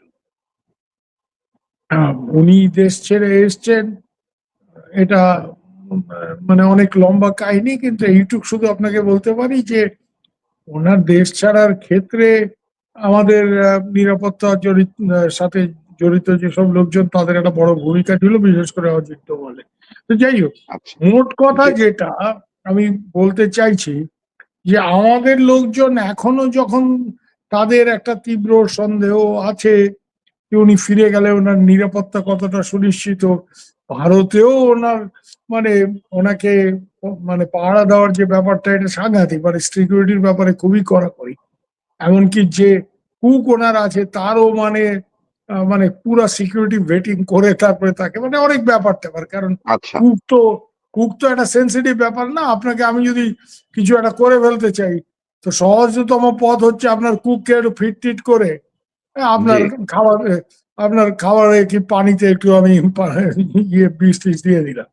তো যাই হোক, মানে এক মোদ্দা কথা যেটা, যে ভারতের নিরাপত্তা এজেন্সি গুলো এবং অজিত ডোভালের মতো লোকজন, এদের একটা তীব্র সন্দেহ আছে যে শেখ হাসিনার নিরাপত্তা ভারতেও মানে তারা খুব জোরদার করে, আর বাংলাদেশে গেলে সেটা কতটা সুনিশ্চিত করা সম্ভব হবে। তাহলে কি ভারতীয়দের সাথে এই সরকারের লোকজন, সত্যি কথা বলতে আমি আপনাকে বলতে পারি যে আমাদের যারা নিরাপত্তা বিষয়ক উপদেষ্টা অজিত ডোভাল বা আমাদের আর্মি চিফ, মানে আমাদের যারা সিকিউরিটি জি। সেট আপের সিনিয়র লোকজন, তারা কিন্তু ওয়াকার সাহেবকে একদম বিশ্বাস করে। হ্যাঁ, মুখে যাই বলুক, হয়তো ইউর এক্সেলেন্সি বলবে, সামনাসামনি দেখা হলে যা হয় আর কি, মানে সৌজন্য বলে, কিন্তু they don't trust mister Waker. কেন? তাদের একটা ধারণা যে শেখ হাসিনাকে ডোবানোর পেছনে, শেখ হাসিনা সরকার পতনের পেছনে ওয়াকারের একটা বিরাট বড় ভূমিকা ছিল। একদম ডে ওয়ান থেকে এই ব্যাপারটা আমাদের লোকজনের একটা ধারণা আছে। তাই জন্য তারা ওয়াকারের ভরসায় ওনাকে দেশে ফেরাবেন। আর উনি তো একটা গন্ডগোল করে রেখেছে, যে বিচারটা হলো, বিচার নিয়ে অনেকের অনেক বক্তব্য আছে, ওনারও আছে, আমাদেরও আছে, যে বিচার প্রক্রিয়া কতটা ঠিকঠাক হয়েছে সেই নিয়ে। কিন্তু যাই হোক, একটা বিচার হয়েছে এবং ওনারকে মৃত্যুদণ্ড দেওয়া হয়েছে, ডেথ পেনাল্টি। হ্যাঁ। উনি টেকনিক্যালি, যদি আপনি মারুফ ভাই আইনের দিক থেকে দেখেন, উনি তো অ্যাপিলও করেননি এটার এগেইনস্টে। না। বিচারের এগেইনস্টে অ্যাপিল করেন। তো আজকে উনি দেশে ফিরলে অ্যাপিল করার সুযোগ উনি পাবেন, সেই সময় পার হয়ে গেছে। সেই সুযোগ তারেক রহমান সরকার ওনাকে দেবে এবং উনি অ্যাপিল করে নিরাপদে কোথাও একটা থাকবেন। এটা কেন জানি আমার এটা বিশ্বাস করতে একটু অসুবিধা হয়। আমি যতটুকু বাংলাদেশের হাল হকিকত, বিশেষ করে এখনকার অবস্থা বুঝি, তো তাহলে বলতে হবে যে উনি এইসব মাথায় নিয়েও যদি দেশে ফেরেন, এটা একটা ডেসপারেট মুভ, অনেকটা বলতে পারেন সুইসাইডাল মুভ। আর আরেকটা অ্যাঙ্গেল অনেকেই আমাকে বলছে, ওনার দলের লোকজন, দেশে ভেতরে অনেক তৃণমূল স্তরের যেসব আওয়ামী লীগ কর্মীদের সাথে আমার কথা হয়েছে, তারা নিজেরাও খুব বিপদে আছে। আপনি জানেন গত কয়েকদিন এই যে ফাউন্ডেশন ডে, আওয়ামী লীগের প্রতিষ্ঠা দিবসের দিন কি পরিমাণ ছেলেপেলে মারা গেল, তুরাগ নদীতে কত লাশ ভাসছে, হ্যাঁ, জি। নোয়াখালীতে কি হয়েছে, আপনি সবই খবর রাখেন, বাংলাদেশের মানুষ সেটা জানে। এরকম একটা পরিস্থিতিতে উনি দেশে ফিরবেন, একটা কথা ঠিক, যে উনি গত শেখ হাসিনার মূল মানে নেত্রী হিসেবে শক্তিটা কোথায়? দুটো। এক হচ্ছে উনি অসীম সাহসী মানুষ। কেন? উনি যে অবস্থায় দেশে ফিরেছিলেন 8-এর দশকে, ওনার জি। পুরো ফ্যামিলি যেখানে শেষ করে দিয়েছে, এটা অন্য 10টা মহিলা, তখন অব্দি তো উনি গৃহবধূ, তাই না মারুফ ভাই? জি। একেবারেই জি। গৃহবধূ। তো সেই অবস্থায় উনি সাহস করে দেশে ফিরেছিলেন, না আমি দেখে নেব। হ্যাঁ, আর ইন্দিরা গান্ধী তখন জীবিত ছিল। উনি যখন দেশে ফিরেন, ইন্দিরা গান্ধী পরিষ্কারই, ইন্দিরা গান্ধী ক্ষমতায় ফিরে এসছেন, নির্বাচন হেরেছেন কিন্তু আবার নির্বাচন জিতে 80 সালে ফিরে এসছেন। সেই সময় আমি যতটুকু শুনি যে বাংলাদেশের তদানীন্তন সামরিক কর্তা ব্যক্তিদের পরিষ্কার ওই ইন্দিরা গান্ধী বলছেন, বচ্চি যা রাহা হ্যায়, আগার কুছ হো গিয়া আপকো জিম্মেদার মানেঙ্গে।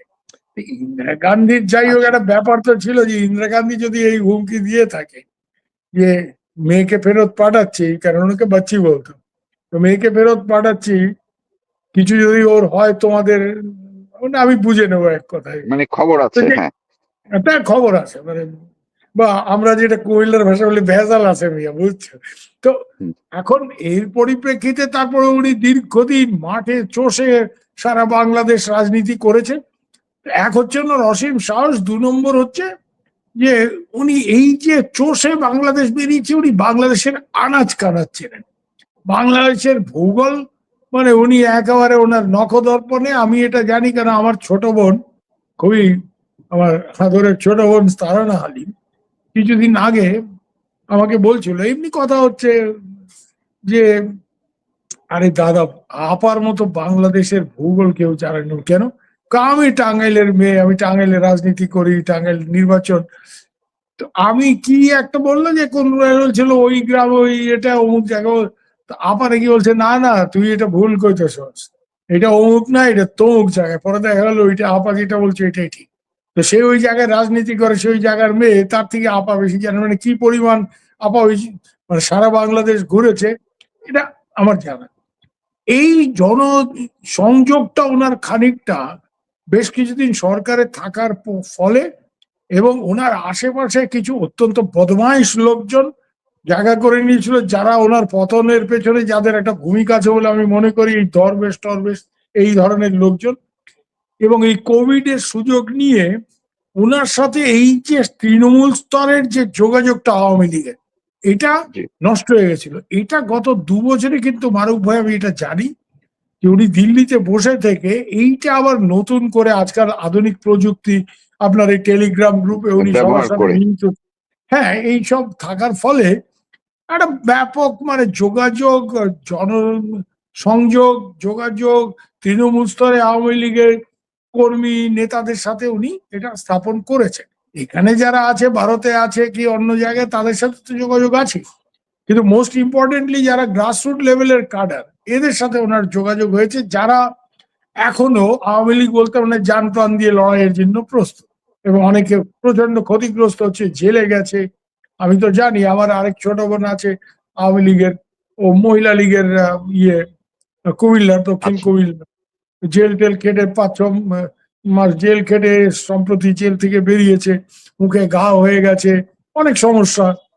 আচ্ছা। তো এদের মধ্যে একটা ব্যাপার আছে, শেখ হাসিনা আসলে আমাকে কেউ আটকাইতে পারবো না, তাইলে বুঝছে নেবো যে সরকারে থাক যাই থাক। মানে মানে আজও এরকম আমি জানি, নাটোরের কিছু লোকজন কথা হচ্ছিল, তো বলছে যে আরে গাড়ি ঘোড়া বন্ধ করে দিব সরকার, তারপরে আমরা হাইটটা ঢাকায় যাবো, চিরাগুড় এখন থেকে রেখে দিতেছি, ওই চিরাগুড় বগলে লয়ে ওই চিরাগুড় খাইতে খাইতে হাইটটা যাবো। মানে বাঙালি তো বুঝতে পারেন, বিশেষ করে পূর্ব বাংলার মানুষ, হ্যাঁ আমি জি। নিজেও ওই মূলের লোক, যে আবেগ একবার উঠলে একবার শাল আর বুঝছে নেবো, তা এটা কোন জায়গায় গিয়ে ঠেকবে, হয় আমি আছি নাহলে তুমি আছো। মানে এইটা করে তো দেশটা স্বাধীন হয়ে গেল। টিক্কা খান বলছিল আরে বাঙালি লোক ডরপোক হ্যাঁ, 2-3 লাখ মার তো ঠান্ডা হয়ে যায়, 30 লাখ মারছে কিন্তু দেশটাও গেছে তাদের হাত থেকে। তো বাঙালি তো জি। এই জায়গায় চলে যেতে, আরে ঠিক আছে ভারতের সেনাবাহিনী পরে ঢুকছে, কিন্তু সেটা তো ডিসেম্বর মাসে, তার আগে তো 8 মাস বাঙালি ছেলেরা রক্ত দিছে, এবং কম তো না, প্রচুর। যে পরিমাণ লোক মারা গেছে এই 8 মাসে, সারা ভারতবর্ষের স্বাধীনতা ইতিহাসে এত লোক তো মারা যায় নাই, কাছাকাছিও না। আমি এটা মানে জোর গলায় বলতে পারি। তো জি। এর জন্য বাঙালির আবেগ, বিশেষ করে পূর্ব বাংলার মানুষের এই আবেগ, এবং মাথা গরম হইলে কোন জায়গায় যেতে পারতে একটা ক্ষেত্র কিন্তু তৈরি হয়ে আসে। কারণ আমি বাংলাদেশে প্রচুর লোকজনকে চিনি, এবং শুধুমাত্র যে রাজপুরুষরা তা তো না, যে সাংবাদিকতা করলাম এই মন্ত্রী ওই মন্ত্রী, এই সেক্রেটারি ওই সেক্রেটারি, তা তো না, একদম তৃণমূল স্তরে। মানে ধরেন আমি ঢাকায় থাকতে যে কয়েকজন রিক্সাওয়ালার রিক্সা চড়তাম, তাদের বাড়িতে দাওয়াত দিছে, ওই বস্তিতে গিয়ে মাটিতে বসে তাদের বাড়িতে, ওই জুম্মার দিন সকালবেলা কাজে যায় না তখন দাওয়াত দিছে, গিয়ে খাইছি। তা আমার তো এই লেভেলের যোগাযোগ বাংলাদেশে, এই কি আমারে, আমি অমুক আমার যেখানে কাজ করতাম ক্যান্টিনের ম্যানেজার আপা, আমি আপা বলে ডাকতাম, সে আমাকে বাপ বলতো, মানে এরকম সম্পর্ক। তার মেয়েটেরা আমাকে, মানে আমার ভাগ্নি বলি তাদের, তারা আমাকে মামা বলে, মানে এই টাইপের। এবং এরা জি। একেবারেই এতিম মানুষ। তো এদের মধ্যে কিন্তু এক সময় ছাত্রলীগের পোলা বানায়, চান্দা তোলে, অমুক তোলে, বুঝছো মামা এই সেই। এখন এরা বলে যে মামা আগেই ভালো আছিলাম। কেন কেন এরকম কথা কস কেন? আগে ভালো আছিলাম এই জন্য কইতেছিস যে আগে ছাত্রলীগের পোলাপান নাই তো, আমরা ব্যাংক থেকে লোন টোন নিয়ে এসেছি, লোন না ব্যবস্থা আমি করছিলাম, আমার প্রচুর চেনা জানা ছিল। হুম। তো লোন টোন যে করে দিয়েছিলাম, তো দোকান টোকান করছিলাম, ছাত্রলীগের পোলাপান মাসে একবার আইতো, আপা ব্যবসা তো ভালোই চলছে এইসব বলে একটু আকার ইঙ্গিতে বুঝাইতাম, 400-500 টাকা চান্দা দিতাম, একটু কফির মেশিন থেকে কফি বানায়, আরে কফির মেশিন তো, কফিটা তো খুব ভালো হয়েছে, এই 400 টাকা নিয়ে তারা চলে যেত। আবার আমাদের একটু দেখেন এই এদ্দুরি। এরপরে তো ইউনুস মিয়া আসলো, তারপরে তো এইখানে এমন লুটপাট, আমাদের দোকান লুট হয়ে গেল 2 লাখ টাকার মাল। তো 2 লাখ টাকার মাল লুট এসে আমরা এতিম মানুষ, আমরা কই থেকে পাবো? তো এই দেশ শেখের বেটি ছাড়া চলবে না, এদের কথা, এদের মুখের কথা, এটা আমার কথা না। এই দেশ শেখের বেটি ছাড়া চলবে না, এইসব হারমাতের দেশ, লুটপাট, রাহাজানি, মহিলা তুলে নিয়ে যাওয়া দিন দুপুরে, এই তো আপনি দেখছেন হয়তো, হ্যাঁ, ওই কক্সবাজারের একটা ভিডিও, এই যুব দলের ছেলেবেলে স্কুলের ছাত্রীকে তুলে নিয়ে, হ্যাঁ, একে মার্ডার করছে, ওকে মার্ডার করছে, একটা প্রতিহিংসা যার। ইউনূস সাহেব, আওয়ামী লীগের দুর্নীতি আমি অস্বীকার করি না, কিন্তু ইউনূস সাহেব যেই লেভেলের দুর্নীতিটাকে নিয়ে গেছে, একেবারে স্টেট অফ আর্ট করাপশন, আমি বলতেছি, হ্যাঁ, জি আপনিও জানেন, আপনিও বিদেশে থাকেন, আমরাও জানি, এত বছর সাহেবের চাকরি হচ্ছে, একটা কনফ্লিক্ট অফ ইন্টারেস্ট বলে কথা আছে, এইটা তো ইউনূস সাহেব মানে তুলে দিছে। হ্যাঁ, যে উনি নিজে দেশের ক্ষমতায় থাইকে কিভাবে মানে নিজের কর মকুব করছেন, মানে কর শয়ে শয়ে কোটি টাকা, যেখান থেকে সেখান থেকে টাকা পয়সা নয় ছয়, মানে এগুলি লাইসেন্স বাইর করা, এই করা, মনোবলি বিজনেস করবেন উনি, এটা বাইর করছেন, হ্যাঁ, গ্রামীণ ওয়ালেট, দিস দ্যাট, এগুলি বাংলাদেশের মানুষ এখন সব জানে। এবং এখন এরাই বলে যে ইউনূস স্যার দেশটা শেষ করে দিয়ে গেছে, শেখের বেটি ছাড়াই দেশ চলবে। তো জি আমার এই জায়গায় আমি একটু আপনাকে হ্যাঁ, যদি বলেন। আপনার কাছ থেকে আপনি যে হ্যাঁ, বলেন বলেন। যে বিবরণগুলো আপনি দিলেন, এইটার মধ্যে থেকে যে আসলে শেখ হাসিনার প্রতি মানুষের যে আবেগ, ইমোশনটা তৈরি হয়েছে, বা যেটা সত্য ছিল সেটা যে আবার নতুন করে তিনি নিজেই জাগিয়ে তুলতে সক্ষম হয়েছেন, সেটাকে কাজে লাগে, সেটাই মূলত তার ভরসা। সেটা তিনি ইন্টারভিউর মধ্যে বলেছেন যে জনগণই আমার মূল ভরসা। তবে এই কয়েকদিন আগেও তিনি বলেছিলেন যে এই বছরের মধ্যে ফিরবেন। সেই কথাবার্তা নিয়ে একটু আলোচনা চলছিল প্রথম আলোতে, আর্টিকেলের মধ্যেই ছাপিয়ে দিল এর মধ্যে যে শেখ হাসিনার এই মুহূর্তে দেশে ফেরা আকাশ কুসুম কল্পনা। তো মহিউদ্দিন আহমেদ লিখেছে, এই কথাটাই লিখেছে। তো আজকে যখন শেখ হাসিনা আবার কনফার্ম করলেন যে যা হয় হবে, এই বছরের মধ্যেই ফিরছি, তার মানে এইটার সঙ্গে নিরাপত্তার ইস্যুগুলো সেটি হয়তো ভারত দেখবে বা কিছু একটা, বা ভারতের সঙ্গে বাংলাদেশ সরকারের নিশ্চয়ই কিছু একটা, তার মানে কিন্তু ওনার মানসিক জায়গা থেকে উনি চূড়ান্ত করে ফেললেন যে এই বছরেই ফিরবে, এমনটাই কিনা?